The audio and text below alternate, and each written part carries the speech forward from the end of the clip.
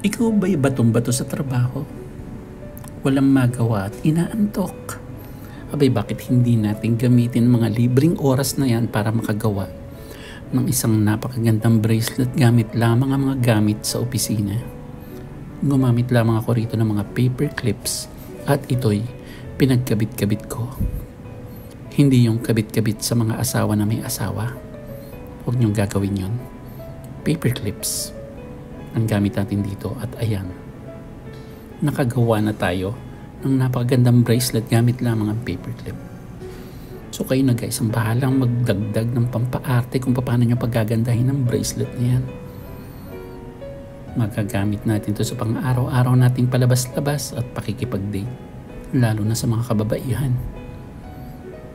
O hindi ba? Napakaganda. Yan ang finished product na nagawa natin. So gawin lamang natin ang lahat na na-imagine natin sa buhay para mapaganda natin ang ginagawa natin.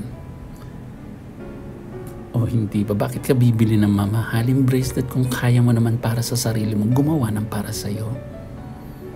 Yun nga lang. Hindi ko lang alam kung pagka magugustuhan to ng mga kadate nyo. Baka isiping may saltik ang nakadate ko. Nasa tao naman yan eh, kung paano madali ng isang bagay.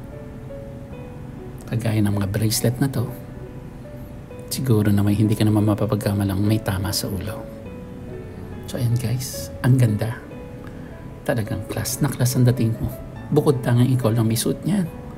Dahil walang normal na taong makakagawa niyan.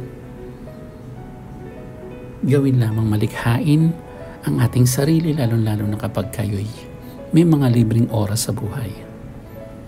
Halika, tatanggalin ko na to. Baka makita pa ng amo ko.